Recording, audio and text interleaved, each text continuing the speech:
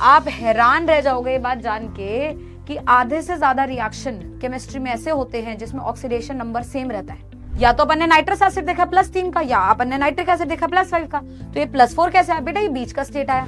इसका मतलब यहाँ नाइट्रस भी बनेगा और नाइट्रिक भी बनेगा। कितनी कमाल की बात है। मतलब ये एक मिक्स्ड ऑक्साइड है। यही K2MnO4 है जो वापस से एसिडिक मीडियम में MnO4- जा रहा है। मतलब मेरा पढ़ने का अप्रोच इसको ये रहेगा कि K2Cr2O7 बन रहा है, Na2Cr2O7 बन रहा है, वो सब उतना इंपॉर्टेंट नहीं। इंपॉर्टेंट है कि Cr2O7-2 बन रहा है।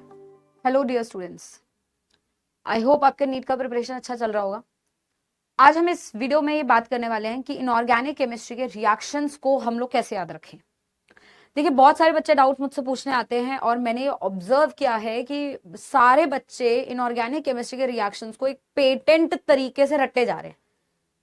मतलब 8 ये 2 इसके साथ रिएक्ट करेगा, ये बनाएगा। मतलब एक पेटेंट तरीका है उनका जिसके साथ वो उस पूरे रिएक्शन को बिना दिमाग लगाए, बिना कोई फ्लो चार्ट बनाए, बिना कुछ समझे लॉजिकली रट्टा मारते रहते हैं। और फिर बाद में बात निकल कर आती है कि भाई इनऑर्गेनिक केमिस्ट्री जो है वो तो फुल ऑफ एक्सेप्शंस है, इसमें तो बहुत याद करना पड़ता है और हमसे तो इसके सवाल बनते ही नहीं है, अब हम क्या करें, राइट। सो इन सारी प्रॉब्लम को सॉल्व करने के लिए मैं आज आपको इस वीडियो में ये सारी चीजें बताने वाली हूं कि आप कैसे इनऑर्गेनिक केमिस्ट्री के रिएक्शंस को अच्छे से याद कर पाओ या लॉजिकली समझ पाओ। देखो, याद तो थोड़ा बहुत करना पड़ेगा पर कैसे करना है उससे समझ सकते, राइट। सबसे पहले बेटा, अगर आपको इनऑर्गेनिक केमिस्ट्री के रिएक्शंस में अच्छा मास्टरी करना है तो आपको एक अप्रोच समझनी होगी कि आपको फिजिकल केमिस्ट्री का एक बहुत इंपॉर्टेंट चैप्टर आना चाहिए, that's nothing but redox reaction.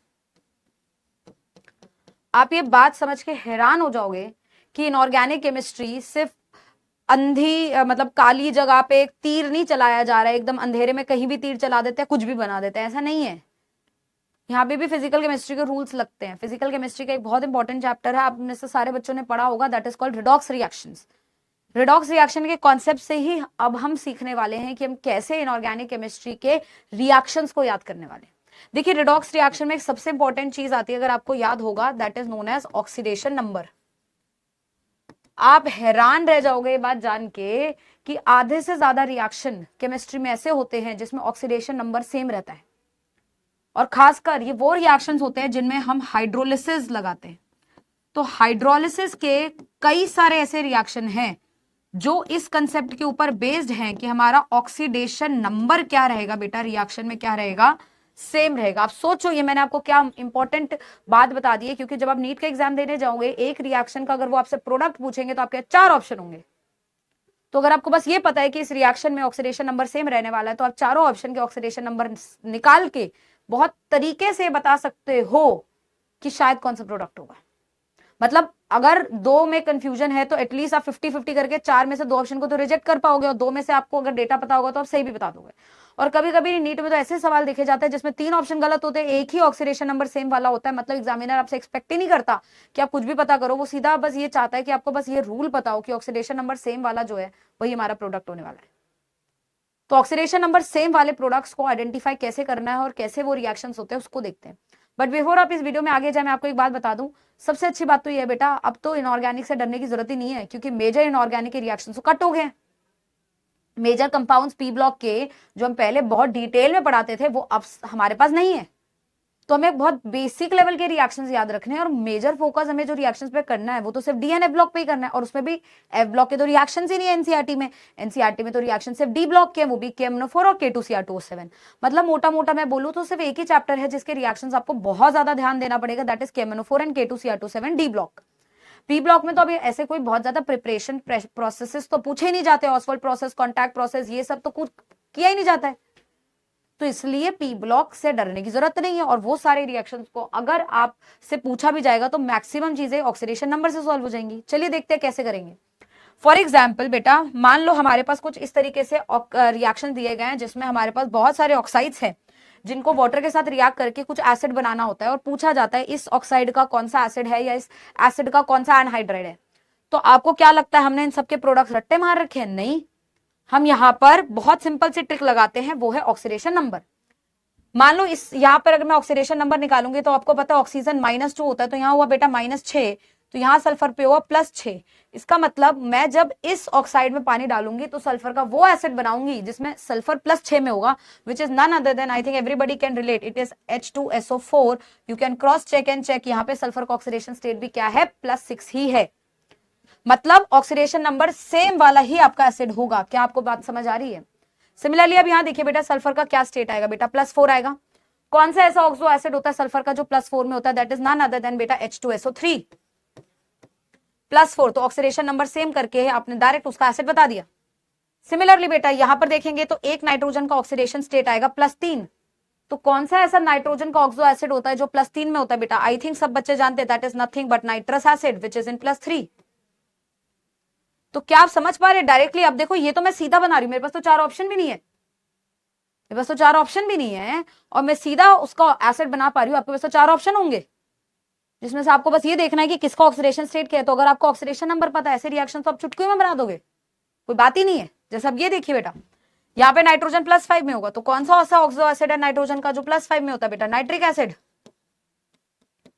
बना कि नहीं बना? अरे बोलो हाँ कि ना। तो मैं ऐसा बोल सकती हूँ ना कि नाइट्रिक एसिड से अगर मैं पानी हटाऊंगी तो N2O5 बनेगा, और मैं ऐसा भी बोल सकती हूँ N2O5 में पानी ऐड करूंगी तो नाइट्रिक एसिड बनेगा। इन सारे ऑक्साइड्स में पानी ऐड कर रहे हो तो एसिड बन रहा है, मतलब एसिडिक ऑक्साइड है।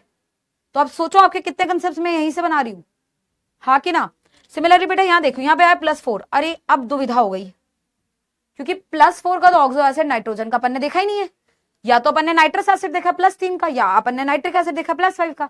तो ये +4 कैसे आया बेटा, ये बीच का स्टेट आया।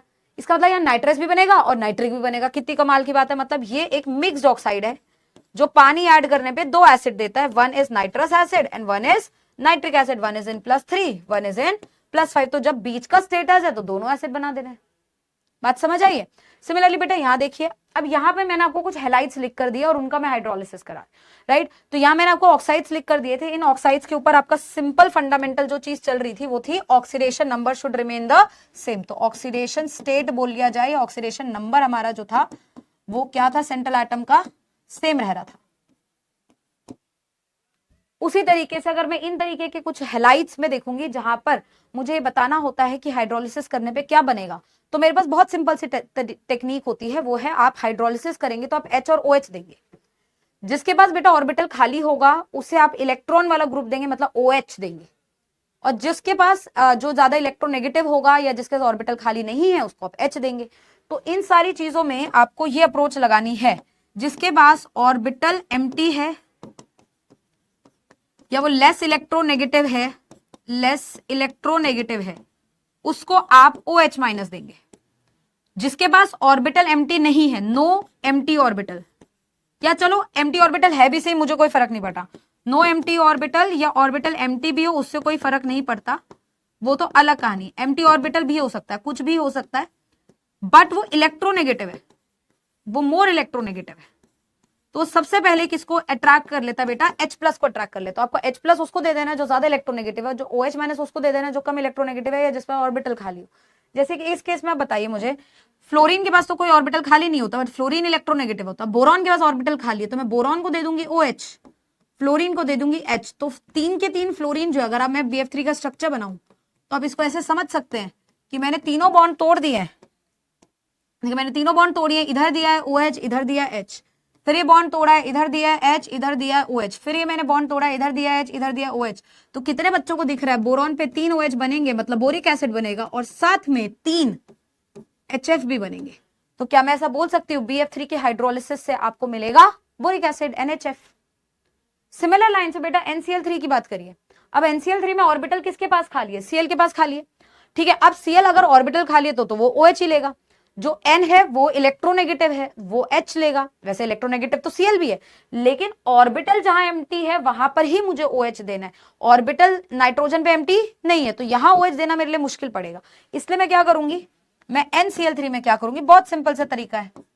ये बना दिया मैंने NCl3, मैंने सिंपली इसे तोड़ दिया, इधर दूंगी H, इधर दूंगी OH, इधर दूंगी H, इधर दूंगी OH, इधर दूंगी H, इधर दूंगी OH।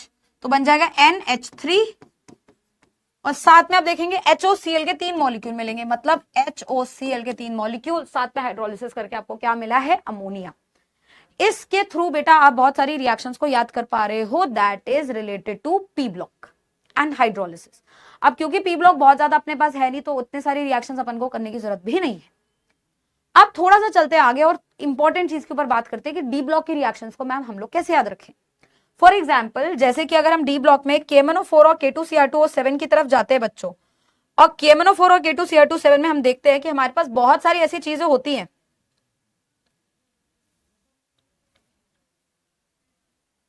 जैसे कि आप ये देखिए, KMnO4 के हमारे पास रिएक्शंस है और हमारे पास बहुत सारी ऐसी चीजें हैं जो हमें याद करनी है। अब ये सारी जो रिएक्शंस मैंने आपके सामने यहां लिख कर दी हैं, ये वो रिएक्शंस है जो एनसीईआरटी में है, और मैंने बहुत सारे बच्चे ऐसे देखे हैं जो इन रिएक्शंस को ऐसे पढ़ते हैं, 2MnO2 4KOH रिएक्ट करेगा O2 के साथ, बनेगा 2K2MnO4 plus 2 water, 3MnO4 - 2 react करेगा 4H+। ऐसे अगर हम कल तक याद करेंगे तो बेटा कल याद ही करते रह जाएंगे और कुछ नहीं मिलेगा बिल्कुल भी। तो थोड़ा हमें इसको समझना पड़ेगा कि ये सारी रिएक्शंस को अपन ऐसे नहीं याद करेंगे, इन सारी रिएक्शंस को हम एक फ्लो चार्ट की फॉर्म में याद करेंगे। हमें यहाँ पे सबसे पहली चीज तो ये ध्यान रखनी है, we don't have to remember the balancing, do not remember the balancing, do not remember balancing. Balancing रटने की जरूरत नहीं है, बैलेंसिंग सारी आप रिडॉक्स से करेंगे, all the balancing will be done using the help of redox reaction. देखिए आपको भी पता है, नीट का एग्जाम आप देने जा रहे हैं, आपने पीवाईक्यूज देखे होंगे, बैलेंसिंग का एक सवाल आता है, बाकी कोई सवाल बैलेंसिंग का आता ही नहीं है। तो अगर कोई एक बैलेंसिंग का सवाल आएगा तो अपन रिडॉक्स से बैलेंस करेंगे, बाकी सारे सवाल जो रिएक्शन से और उसमें तो प्रोडक्ट आइडेंटिफाई करना है। तो हम क्यों अपना टाइम वेस्ट कर रहे हैं बैलेंसिंग याद करने पे? हमें बैलेंसिंग पे टाइम वेस्ट नहीं करना है, और हमें ये समझना है कि हम इनको कैसे याद करेंगे, फ्लो चार्ट की फॉर्म में। फ्लो चार्ट के लिए बेटा आप यहाँ पे आइडेंटिफाई करोगे सारे इंपॉर्टेंट रिएजेंट या रिएक्टेंट, जैसे MnO2 जो है उसको मैं आइडेंटिफाई करूंगी, बेसिक मीडियम को मैं आइडेंटिफाई करूंगी, ऑक्सीजन को मैं आइडेंटिफाई करूंगी, और इस प्रोडक्ट को आइडेंटिफाई करूंगी। तो सबसे पहले मैं किसको आइडेंटिफाई करूंगी, मेरा बेसिक रिएजेंट है MnO2, बेसिक मीडियम मेरे को क्रिएट करना है, ऑक्सीजन के प्रेजेंस में रिएक्ट कराना, और K2MnO4 बन रहा है। K2MnO4 मैं वापस से देख पा रही हूँ, यही K2MnO4 है जो वापस से एसिडिक मीडियम है, MnO4- जा रहा है। मतलब मेरा पढ़ने का अप्रोच इसको ये रहेगा कि MnO2 लीजिए, बेसिक मीडियम डालिए, ऑक्सीजन की प्रेजेंस में K2MnO4 बना दीजिए, और उसको एसिडिक मीडियम में डाल दीजिए और KMnO4 बन जाएगा। अब आप सोचिए मैंने कैसे पढ़ाया है, मैंने बहुत सिंपल तरीके से पढ़ाया। इसको आप फ्लो चार्ट में देखिए मैं क्या बोल रही हूँ। मैंने लिया MnO2, मैंने लिया बेसिक मीडियम, कौन सा मीडियम लिया, बेसिक मीडियम, और ऑक्सीजन की प्रेजेंस में उसे बना दिया है K2MnO4, मतलब MnO4- 2। अब जैसे सपोज मैं यहाँ NaOH लेती हूँ तो मैं Na2MnO4 बनाऊंगी, अगर मैं KOH लेती हूँ तो मैं K2MnO4 बनाऊंगी। तो मैंने KOH और NaOH पे दिमाग ना मार के मैंने सिर्फ ये ध्यान दिया है कि MnO2 है, बेसिक मीडियम है, ऑक्सीजन है, K2MnO4 बनेगा या MnO4- 2 बनेगा, जो कि फर्दर एसिडिक मीडियम में MnO4- में चेंज हो जाएगा। अब आप सोचिए मैंने पूरी रिएक्शन को फ्लो चार्ट में रिड्यूस कर दिया, राइट। तो मैं इससे पढ़ने वाली हूं बहुत simple, I will not be 2, 4 ये सब बकवास नहीं करना, सिंपल बोलना है। MnO2 लिया, बेसिक मीडियम लिया, ऑक्सीजन ऐड करा, MnO4- 2 बना, एसिडिक मीडियम ऐड करा, MnO4- बना। पता हो गया याद? वापस से रिपीट कर लो, कर लेते हैं। MnO2 लिया, बेसिक मीडियम लिया, ऑक्सीजन ऐड करा, MnO4- 2 बना, एसिडिक मीडियम ऐड करा, MnO4- बना। अब KOH ले रहे तो K2MnO4 और KMnO4 बना देना, NaOH ले रहे तो अकॉर्डिंगली कर देना। आज समझ आई? मतलब ये दोनों रिएक्शन को मैंने एक फ्लो चार्ट के फॉर्म में कंपाइल कर दिया, प्रिपरेशन डन हो गई। वैसे ही अब अगर मैं इसके रिएक्शंस आपको पढ़ाऊं, ये सारे रिएक्शंस भी बेटा जो हम यहां देख रहे हैं, all of them are redox reaction, सारे रिएक्शंस रिडॉक्स है। मुझे नहीं देखना है 10I- 2MnO4- 16H+, ना मुझे 10 पे ध्यान देना, ना मुझे 2 पे ध्यान देना, ना मुझे 16 पे ध्यान देना। बैलेंसिंग आएगी रिडॉक्स से कर लेंगे, अभी से प्रोडक्ट आइडेंटिफाई करते हैं। तो यहां पर भी जो सारे प्रोडक्ट्स है बेटा वो एसिडिक और बेसिक मीडियम के हिसाब से होते हैं। तो सबसे पहले तो हमें ये फ्लो चार्ट ध्यान रखना है कि MnO4- जो होता है वो 3 मीडियम में चलता है, एक एसिडिक मीडियम, और ये हम रिडॉक्स में एन फैक्टर में पढ़कर आते हैं। एसिडिक मीडियम में वो Mn+2 में जाता है, न्यूट्रल और स्लाइट बेसिक में, न्यूट्रल या स्लाइट बेसिक अगर मैं बोल दूं स्लाइट बेसिक, तो वो MnO2 में जाता है। और अगर मैं स्ट्रॉन्ग बेसिक ले लूं, स्ट्रॉन्ग एल्कलाइन, तो वो MnO4- 2 में जाता है। That's it. तो पहले तो मैं ये फ्लो चार्ट याद रखूंगी कि KMnO4 एसिडिक, न्यूट्रल और स्लाइट बेसिक और स्ट्रॉन्ग बेसिक में किस किस में जाता है। तो एसिडिक में जाता है Mn+2, अपन ये रिडॉक्स में पढ़ते हैं, ठीक है। स्ट्रॉन्ग एल्कलाइन में किस में जा रहा है, MnO4-2 में जा रहा है। न्यूट्रल एल्कलाइन में किस में जा रहा है, MnO2 में जा रहा है। जहां पे हम बोल देते हैं N फैक्टर 5 है, फिर यहां बोल देते हैं N फैक्टर 3 है, और यहां पर बोल देते हैं N फैक्टर 1 है। ये सेम चीज मैंने याद करी, करेक्ट।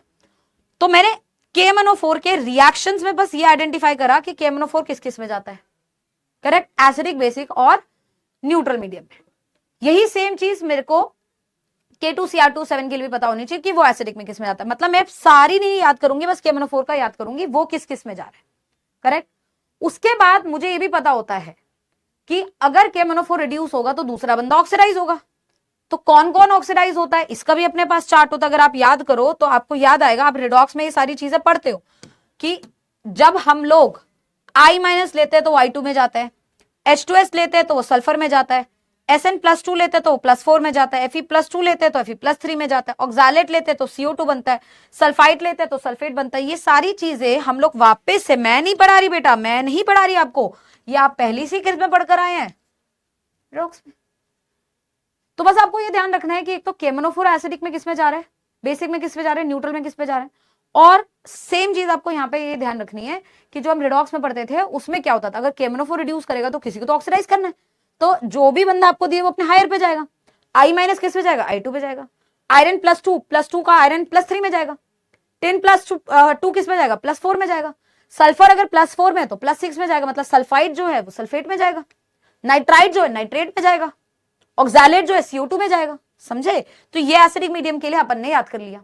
अब ये दोनों के लिए चल गया मेरा काम, KMnO4 के लिए भी ये चलेगा, K2Cr2 7 के लिए भी ये चलेगा। मेरी बात समझ आई। तो जब भी आपको रिएक्शंस की बात करनी है बेटा, इन दैट केस आपको सारा नहीं याद करना, आपको सिर्फ मेजर चीज याद करनी है। जैसे अब आपको मैंने ये रिएक्शन दिया I- का MnO4- के साथ एसिडिक मीडियम में, तो ना मुझे 16 से मतलब, ना मुझे 2 से, ना मुझे 10 से, मुझे बस देखना अच्छा एसिडिक मीडियम है, ये जाएगा Mn+2 में, और I- किस में जाएगा, I2 में। That's it. मतलब मैं इसको याद ऐसे करने वाली हूं, I- गया I2, MnO4- एसिडिक मीडियम में गया Mn+2। अब बताओ मुझसे प्रोडक्ट बना कि नहीं बना, 2 मिनट में बन गया। बैलेंसिंग मुझे करनी नहीं है, अगर बैलेंसिंग का सवाल आएगा तो रिडॉक्स से बैलेंसिंग करेंगे, नहीं कि तो सवाल आता है बैलेंसिंग का। तो जब भी इनऑर्गेनिक के रिएक्शंस याद करें बच्चों, बैलेंसिंग के बिना याद करनी है, फ्लो चार्ट के साथ। बात समझ आई। जैसे अब एक बार हम लोग ये भी कर लेते हैं कि मैम KMnO4 का जैसे किया वैसे K2Cr2 7 का फ्लो चार्ट क्या होगा। देखिए K2Cr2 7 के फ्लो चार्ट के लिए भी आप मेजर स्पीशीज याद करेंगे, दैट इज क्रोमाइटोर, FeCr2O4। जैसे वहां पर अपने मेजर याद करा था MnO2, यहां पर आप मेजर याद करने वाले हैं FeCr2O4। मीडियम वहां पे भी बेसिक था, मीडियम यहाँ पे भी बेसिक है, लेकिन वहां पे मीडियम जो था वो KOH NOH के साथ बेसिक था, यहाँ पर जो मीडियम बेसिक है वो कार्बोनेट के साथ है, sodium carbonate, potassium carbonate, whatever. Oxygen वहां पे भी तो ऑक्सीजन यहाँ पे भी है साथ में। सबसे पहले जैसे मैंने यहाँ कार्बोनेट लिया है तो मुझे यहाँ पे मिला है सोडियम का क्रोमेट। ये क्रोमेट जो है एसिडिक मीडियम में वापस से गया है डाइक्रोमेट में। मतलब इसका फ्लो चार्ट मेरे लिए क्या रहने वाला है, इसका फ्लो चार्ट मेरे लिए बहुत सिंपल रहने वाला है। अगर आप बहुत ध्यान से देखोगे it will going to be very simple. मुझे क्या करना है इस केस में, मुझे क्रोमाइट लेना है, FeCr2O4 लेना है, दैट इज क्रोमाइटोर। मुझे बेसिक मीडियम वापस से चाहिए, but this time basic medium में कार्बोनेट की फॉर्म में लूंगी। तो मैंने सोडियम कार्बोनेट ले लिया और साथ में ऑक्सीजन ले लिया। तो मुझे सबसे पहले क्या मिलेगा बेटा, क्रोमेट मिलेगा, डाइक्रोमेट नहीं मिलेगा, सबसे पहले क्रोमेट मिलेगा। क्योंकि सोडियम ले रही हूं तो सोडियम क्रोमेट मिलेगा, साथ में एसिडिक मीडियम डालूंगी, अब ये किस में चला जाएगा, डाइक्रोमेट में चला जाएगा। बात खत्म हो गई। अब ये सारा डाइक्रोमेट आप देख रहे हैं सोडियम का, क्योंकि पर मुझे तो पोटेशियम चाहिए था, तो मुझे कुछ नहीं करना, मुझे इसमें KCl ऐड कर देना है और ये बन जाएगा K2Cr2O7। वो तो कोई बात ही नहीं है। तो K2Cr2O7 बन रहा है, Na2Cr2O7 बन रहा है, वो सब उतना इंपॉर्टेंट नहीं, इंपॉर्टेंट है कि Cr2O7-2 बन रहा है। तो इसका फ्लो चार्ट क्या, आपने क्रोमाइटोर लिया, FeCr2O4, किस में ऐड करा, क्रोमेट में ऐड करा, सोडियम क्रोमेट, पोटेशियम क्रोमेट जो भी है, पर अपन सोडियम क्रोमेट लेते हैं, सोडियम क्रोमेट लेते हैं, ऑक्सीजन ऐड करते हैं। तो हमारा पहले सोडियम कार्बोनेट लेते हैं, ऑक्सीजन ऐड करते हैं, क्रोमेट बन जाता है। जो क्रोमेट बनता है एसिडिक मीडियम में किस में चला जाता है, डाइक्रोमेट में। वहां क्या था, MnO2 लिया, बेसिक मीडियम लिया, ऑक्सीजन लिया, MnO4-2 बना, एसिडिक मीडियम में किस में चला गया, MnO4- में चला गया। मतलब आपको याद तो करना पड़ेगा बच्चों, लेकिन याद करने की जो टेक्निक है उसको बदलना पड़ेगा। मेजर इंपॉर्टेंट स्पीशीज को देखना होगा और सिर्फ स्पीशीज का फ्लोचार्ट बना के आपको चीजों को करना, करेक्ट। अब वहीं पे अगर मैं डाइक्रोमेट के रिएक्शन पर आऊं तो मुझे एक सिंपल सी फ्लो चार्ट ही पता है डाइक्रोमेट का, बहुत सीधा सा बात है, ये तो हम पहले से ही पढ़कर आते हैं। डाइक्रोमेट जो होता है एसिडिक मीडियम में Cr2O7-2 एसिडिक मीडियम में हमेशा Cr+3 में जाता है। इसका मीडियम में ही रिएक्शन होता है, एसिडिक में ही रिएक्शन होता है, बेसिक में रिएक्शन होता ही नहीं है। तो KMnO4 एसिडिक में Mn+2 में जाता था और डाइक्रोमेट एसिडिक में किस में जाता है, Cr+3 में जाता है। याद हो गया, सिंपल है। अब अगर KMnO4 या डाइक्रोमेट रिड्यूस हो रहे हैं एसिडिक में तो कोई तो ऑक्सीडाइज होगा, तो कौन ऑक्सीडाइज होगा, वही जो पहले पढ़ा था, I-2 में जाएगा, ऑक्सैलेट CO2 में जाएगा, Fe+2 Fe+3 में जाएगा, Sn+2 Sn+4 में जाएगा, वही सेम चीज। लेकिन थोड़ा सा बेसिक मीडियम में क्या होगा वो देखना होगा, पर ये बेसिक मीडियम तो सिर्फ KMnO4 शो करेगा ना, K2Cr2 तो बेसिक मीडियम शो ही नहीं करता, उसका सिर्फ और सिर्फ कौन सा मीडियम होता है बेटा, ओनली एसिडिक। तो बेसिक में सारी चीजें सेम रहती है, बस इतना ध्यान देना कि I- जनरली बेटा किसमें जाता है, IO3-। ये वो सवाल है जो एग्जामिनर तुमसे पूछता है और तुम्हें नहीं क्लिक करता। दिस इज इंपॉर्टेंट कि बेसिक मीडियम में I- जाता है IO3- में और थायोसल्फेट जाता है सल्फेट। बस बेसिक का आपको दो ध्यान, राइट। अब जैसे सपोज मैं बोलती हूं मुझे एग्जामिनर ने कुछ क्वेश्चन दे दिया कि MnO2 लिया, KOH ऐड किया, साथ में कुछ और ऐड किया, लेट्स से क्या बना मुझे बताइए, उसमें मैंने एसिडिक मीडियम ऐड करा तो क्या बना मुझे बताइए। सारी चीजें मुझसे पूछी फिल इन द ब्लैंक्स करके। तो मुझे याद है ना की एटम्स कि MnO2 होता है, बेसिक मीडियम होता है विद ऑक्सीजन होता है। अब यहाँ पे मैं K यूज कर रही हूं तो मैं जो बनाती हूँ वो सबसे पहले बनाती हूँ MnO4-2, ऑक्सीडाइज करके MnO4- बना देती हूँ। तो मुझे यहाँ क्या बनाना है, मुझे K यूज करा तो बन गया K2MnO4। तो एसिडिक मीडियम में जाके किसमें चला गया बेटा, KMnO4 में। लो हो गए मेरे प्रोडक्ट्स याद, मुझे हो गए मेरे प्रोडक्ट्स याद। सिमिलरली एक और उसने मुझसे क्वेश्चन पूछा कि मान लो यहाँ एक और है, let's say there is a और, उसको अपन सोडियम कार्बोनेट के साथ रिएक्ट कर रहे हैं ऑक्सीजन की प्रेजेंस में और लेट्स से कुछ दे रहा है जो ज्ञान एसिडिक मीडियम में कुछ और बना रहा है, क्या होगा। या फिर उसमें मैंने KCl भी ऐड करा, फिर एक और कंपाउंड बना रहा है जो ऑरेंज कलर का है। तो अब बताइए ये सारी चीजें क्या है, बहुत सिंपल है यार, कुछ है ही नहीं। अब बताओ कौन सा और है जो कार्बोनेट के साथ रिएक्ट कर रहा था और ऑरेंज कलर का कंपाउंड तो बन को पता है K2Cr2O7 होता है। तो यहाँ पे क्रोमाइड और डाल देना है, FeCr2O4 ऐड कर देना है। अच्छा सोडियम ऐड करें तो सबसे पहले क्या बनता है, क्रोमेट बनता है। मैडम क्रोमेट क्या होता है, CrO4-2 होता है। सोडियम यूज कर रहे हैं ना, मतलब Na2CrO4 बन गया। उसके बाद एसिडिक मीडियम में क्या बनता था मैम, डाइक्रोमेट बनता था। ये रहा मैम डाइक्रोमेट Cr2O7-2। अच्छा एसिडिक में यूज कर रहे हो और KOH के साथ ही चल रहा है तो Na2Cr2O7। सोडियम KCl ऐड करेंगे तो क्या बनेगा, K2Cr2O7। लो जी बन गया, सारी चीजें बन गई। चलो अब उसने कुछ और पूछ लिया मुझसे। अब उसने मुझसे पूछा कि मैंने लिया है MnO4-, साथ में मैंने लिया है I-, मीडियम है बेसिक, बताइए क्या होगा। अरे बहुत सिंपल है, बेसिक मीडियम में MnO4- किस में जाता है, MnO2 में जाता है जी, पता है अपन को। I- किस, अच्छा बेसिक है तो IO3- में जाएगा। लो हो गया सब। तो मतलब यहाँ पे मेजर चीजें आपको जो करनी है बेटा वो सिर्फ और सिर्फ किसके बेसिस पे करनी है, रिडॉक्स। या इनऑर्गेनिक से इनऑर्गेनिक की तरह डील नहीं करना है, इनऑर्गेनिक को फिजिकल केमिस्ट्री के रिडॉक्स को समझ के डील करना है। तो एक तीर से दो निशाने होंगे, फिजिकल केमिस्ट्री भी सवाल बनेंगे, इनऑर्गेनिक के भी सवाल बनेंगे। बात समझ आई। तो इस तरीके से आप इनऑर्गेनिक की अप्रोच को थोड़ा सा डिफरेंट करके इनऑर्गेनिक के रिएक्शंस को ठीक तरीके से पढ़ सकते हैं, राइट। Thank you.